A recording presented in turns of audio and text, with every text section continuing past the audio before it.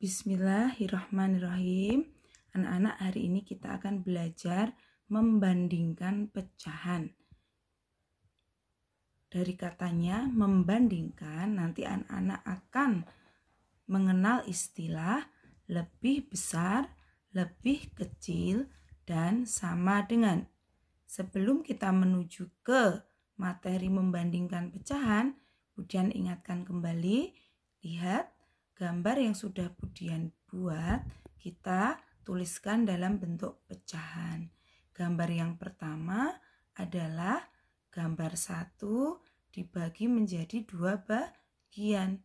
Berarti bagaimana cara kita menuliskannya? Baik, yang diarsir adalah 1, kemudian keseluruhannya ada 2. Maka pecahan ini disebut 1/2. Anak-anak masih ingat ya? Yang atas disebut apa? Betul, pembilang. Yang bawah disebut apa, anak-anak? Penyebut. Oke, masih ingat semua ya? Baik, kalau sudah, sekarang kita menuju ke gambar kedua. Gambar kedua ada 1 bagian dibagi menjadi 3.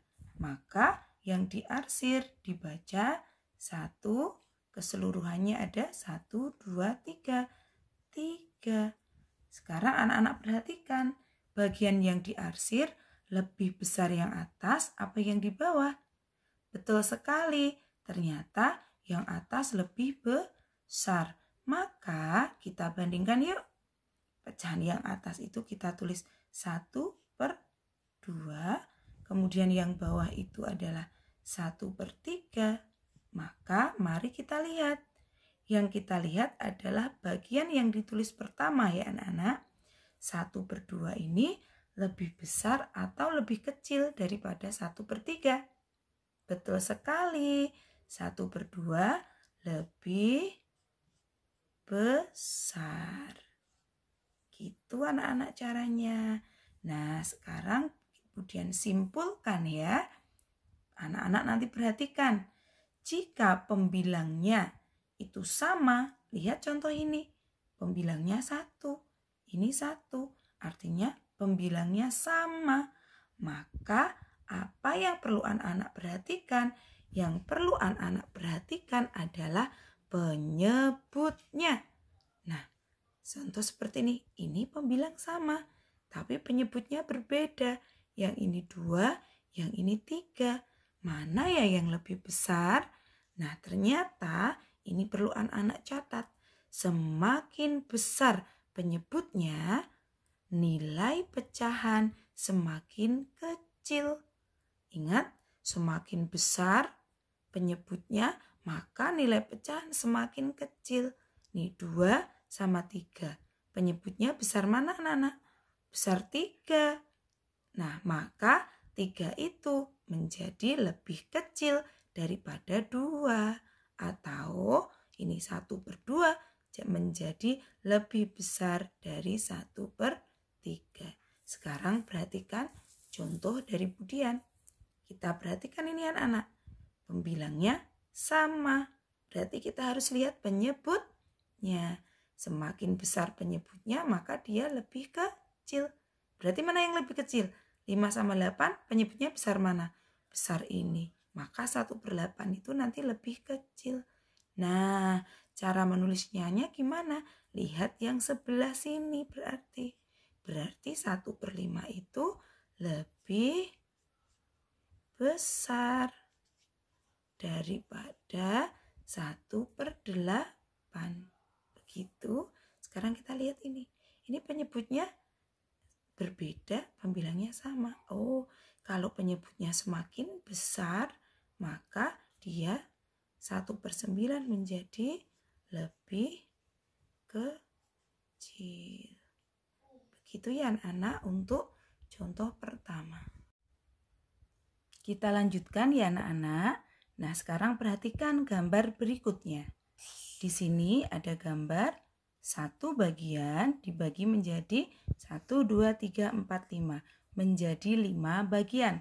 Maka berapakah nilai pecahan untuk bagian yang diarsir? Kita hitung 1, 2. Kita tuliskan 2 per keseluruhannya tadi ada 5. Maka pecahan ini bisa dituliskan 2 per 5. Kemudian yang bagian bawah sama anak-anak, panjangnya juga sama.